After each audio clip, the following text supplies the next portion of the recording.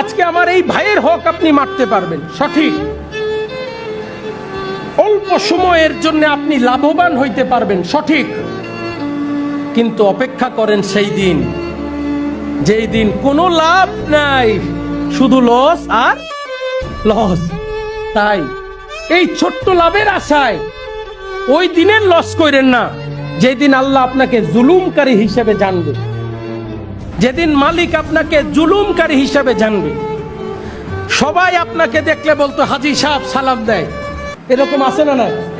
সম্মানী আগেই সালাম দেয়, স্যার আসসালামু আলাইকুম স্যার, কি আছে না নাই?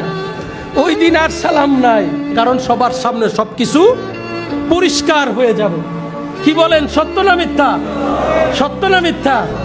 ওই দিন লজ্জা লাগবে না? আজকে যাদের সালাম নিতেছেন, দেখা গেল তারা আপনার আগের কাতারে আছে, আর আপনি আছেন শেষের কাতারে। বড় পরেশগার সাজার ভান করে আপনি আমি হয়ে গেলাম সবচেয়ে বড় দুষ্ট। কি বলেন, সত্য না মিথ্যা? তাই আসুন নিজেকে পরিবর্তিত করি, আসুন নিজেকে চরিত্রবান বানাই, আসুন নিজেকে মালিকের পথে ধাবিত করি। আমরা শুধু নিজেকে নামে আশেকে রাসূল বলবো না, আমরা চরিত্রে আশেকে রাসূল হব। কি বলেন, পারবেন?